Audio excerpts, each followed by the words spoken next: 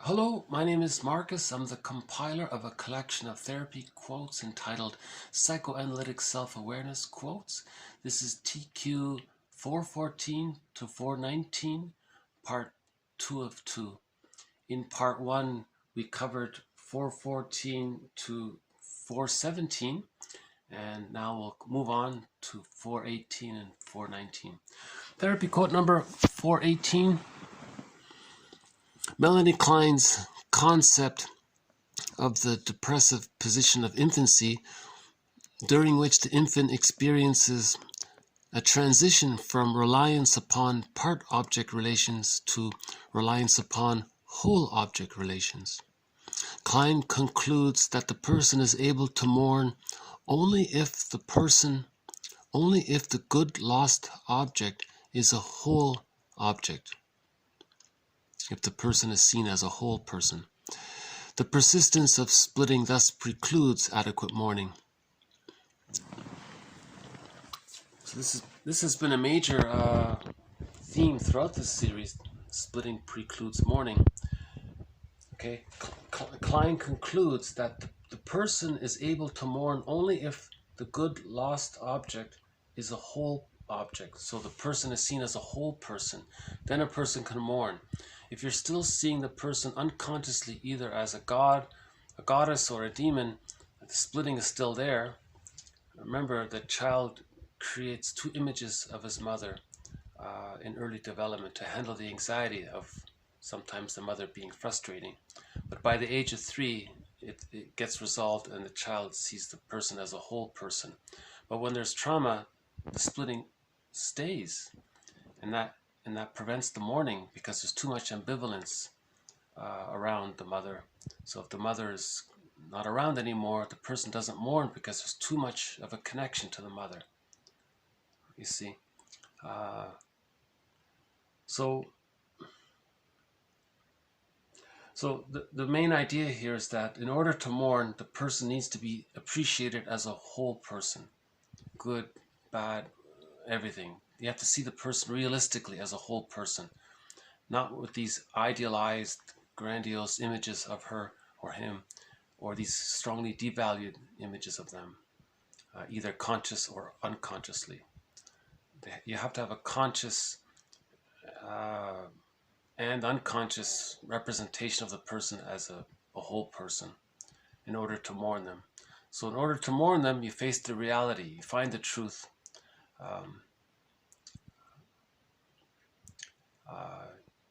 And that brings up emotions in the process, right? Which leads to 419. It is the working through process that encourages and persuades him finally that in the future things no longer need to be the way they had always been previously. A new state of affairs can come about which need not be frightening. Again, it is the working through process that encourages and persuades him finally that in the future things no longer need to be the way they had always been previously. A new state of affairs can come about which need not be frightening. The ego's attitude is altered. So here's the main point. In a developmental trauma, all the person knows is the repetition compulsion of that trauma, right? Trying to master the trauma, repeating things, projecting the past onto the present. Doesn't work, he does it again. It's that record player metaphor that burglar has. Each neurotic carries a record of their developmental trauma. Every time in the present they see a new situation, they play that record, and they're caught like that. That's all they know. But in the mourning process, in the working through process of remembering and mourning, giving sorrow words, the person begins to see that a person doesn't need to live like that. A person sees that the future can be different. It doesn't have to be the way it's always been, right? The person, okay, it is the working through process that encourages him finally that in the future things no longer need to be the way they had always been previously. See, he's starting to feel free, like if all he knew was the repetition compulsion, and then he starts to mourn, you don't need to, that's gone. You don't need to repeat it anymore because you're healing. So it's something new. You're going to see things lighter, a little different, a little more peaceful. It's maybe unknown, so it's strange. And you might think it's frightening, but he says it's not frightening. A new state of affairs can come about which need not be frightening. Why? Because the adult mind has developed. The ego's attitude is altered. It means he has a broader view of the situation. He was able to heal the splits. He was able to face the truth, face the truth being the deep ambivalence of the mother, of the love and the hate. There was a lot of unconscious hostility towards the mother.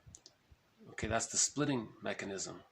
He faces the truth of that, which he has been denying up to that point. He faces the truth of that, and then he can heal the splits.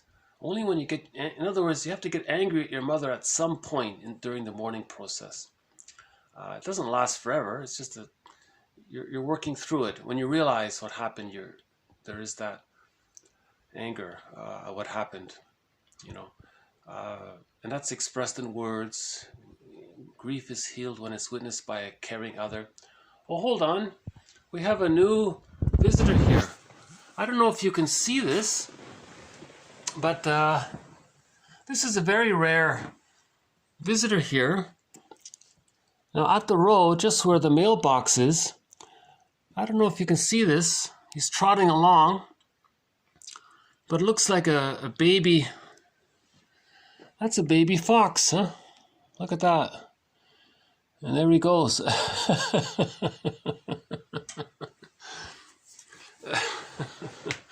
See, it's getting towards nighttime. I guess they come out at night, I guess. I don't see them in the day, right?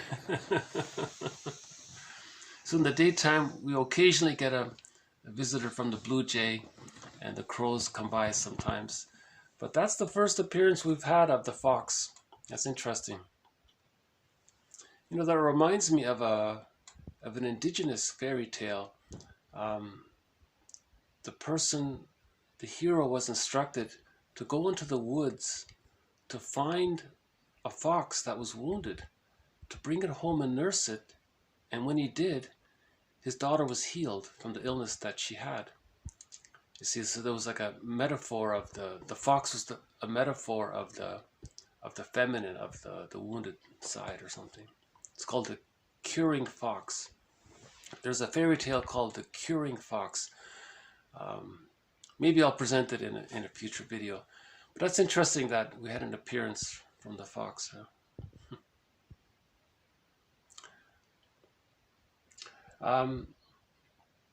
Okay, so that's a hopeful quote, 419. I really like that one. That's very, very, very encouraging, hopeful, positive, inspirational, whatever you want to call it. It's the light at the end of the tunnel. That quote really is the light at the end of the tunnel. When we're mourning, we realize we don't have to keep repeating the childhood trauma over and over again, right? A new state of affairs can come about that's relaxed, it's new, it's strange, right? But it doesn't have to be frightening. It's just, because it's strange, you might think it's frightening a little bit, but it's a relief, I think. Yeah. Okay, so I'll just do a quick read through here, if that's okay. The symbiotic phase of development is the stage of life which Erikson has identified as foundational for the establishment of a sense of basic trust. Okay, so as we said in part one,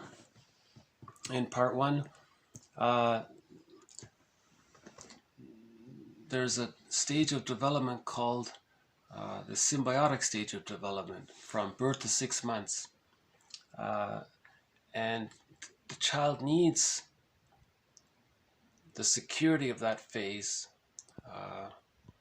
the warmth and safety of that period just as pretty much the same as an extension of the womb that he had in the womb. It's now an extension of the womb, and if he has that, then he can get, that's the foundation for basic trust. If he doesn't get that, he may end up feeling that something's missing in life, something inside is missing. Right? What's missing is that ontological security. And one variation of this is that the person might become very hostile and provocative towards others because he's trying to communicate he never got his symbiotic needs met. Right? That was from a previous video. 415 says, what is sought by the client is personal salvation from his past, from bondage to his internal bad objects. So as mentioned in part 1, there's an over-attachment psychically to the negative rejecting image of the mother. That's his problem, right? And in Iron John, we get the key out from under mother's pillow. So that's what we're looking for. We're looking for personal salvation from the bondage. That's the metaphor. He's overly attached to the rejecting image of the mother. Yeah, it's a very dramatic way of saying it, but as mentioned before, Fairbairn says that the more rejecting the mother is, the more the baby needs the mother, the more the baby's bonded to the mother, like a Stockholm syndrome kind of. You get the idea. Just the more hurtful the mother is, the more the baby's bonded to her. It's a strange phenomena. You wouldn't think that. It's counterintuitive. But he argues that the more rejecting and hurtful the mother is, the more the baby needs a good mother. Who does he go? Who does he turn to? He only has one person to turn to. So he turns to the very source. He's in a huge double bind. So he's going to try harder and harder to get closer and closer to the mother. The mother's rejecting. He's going to try harder to get closer to the mother, and so on. So it's a huge developmental trauma for the child. So that's what is sought by the client. Personal salvation from his past. Yeah, I think maybe more women need to read Fairbairn's theory. 416 talked about the theory about the narcissistic pattern, how it pretty much resembles that strong sense of entitlement the baby has, that everything, that all of his needs gets met. So it comes, the idea is that the narcissistic pattern, there's arrested development around that time where the baby thinks everything's about him. 417 is the neurotic symptom is a repetition, compulsion of an infantile experience. So anything that's neurotic that we're doing in life, emotional eating, whatever, you name it, whatever it is, fill in the blank, that's a repetition of an infantile experience. If we're doing something dysfunctional or neurotic, that's a repetition of an infantile experience. So that's the repetition compulsion gone awry. Right? And we've done 418 about Melanie Klein's theory. In order to mourn, you have to see the person as a whole person, because you're mourning the loss of a person. You can't mourn the loss of a, if the person is viewed in such a, if you unconsciously regard the person as two people, you can't mourn the person. You have to see the person as one person, because you're mourning one person in reality. But if in your unconscious there's two people, the Jekyll and Hyde phenomena, fairy tale shows it as good witch, bad witch, or whatever. If you see the mother that, you can't mourn the mother if you unconsciously think the mother's either a bad witch or a good fairy godmother. You can't, the mourning, the point is, you're mourning a single whole person. So you have to see the person as a single whole person in order for mourning to take place. If you don't, that means the splitting is still there. Splitting, as we said before, leads to pathological mourning, complicated grief, aggravated grief, mourning, grief gone awry, mourning gone awry, pathological nostalgia, melancholia, chronic sorrow, and a few other phrases. And that can lead to stress on stress. That can lead to what someone said,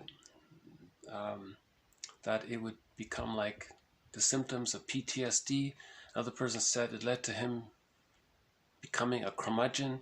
Another one said he became a grumpy old man or something, a crotchety old man, he said. So he didn't become an elder because he's caught in the infantile experience, right? 417, an erotic symptom, that would be chronic complicated grief, is the repetition of an infantile experience. So the splitting is the infantile experience. By the age of 3, splitting is existential hearsay. By the age of 3, with a secure attachment style, all of these immature infantile defense mechanisms, splitting, projective identification, externalization, displacement, magical thinking, reaction formation, externalization, did we say that one? And a couple of others, they're all meant to be existential hearsay. Acting out, so the hostile provocative behavior, that acting out, that's all meant to be existential hearsay. With the psychological birth, the person has access to the real self, and they're setting goals and living life in reference to the real self, right? Otherwise, if they're still overly bonded, like in to the internal bad at 415, otherwise, if they're still psychic, the psychic cord is still, there's an over-attachment to the rejecting mother, then the person is in rebellion. Maybe he identifies with the mother and projects his wounded self onto others and does to others what was done to him to communicate what was done to him. So he's caught in that broken record of developmental trauma. And the happy news, the good news was 419. Is the bluebird around? No. 419. It is the working through process that encourages and persuades the client finally that in the future things no longer need to be the way they had always been previously. A new state of affairs can come about which need not be frightening. So there's the hope. When we heal, when we let go, when we realize that we no longer need to repeat, or when we're no longer caught in the repetition compulsion of trying to master the developmental trauma of an insecure attachment style, we're going to find something new. It's different, it's calmer, and as we just said earlier, it can be a little frightening because we don't know what it is. Right? All we've known is the intensity of the repetition compulsion of the infantile pattern, and the person keeps trying again and again, you know, like Sisyphus. So when we stop being Sisyphus, we can be ourselves. Right. Okay, I'll just leave it here. So thank you very much. This has been part 2 of TQ 414 to 419. Thank you very much. Bye for now.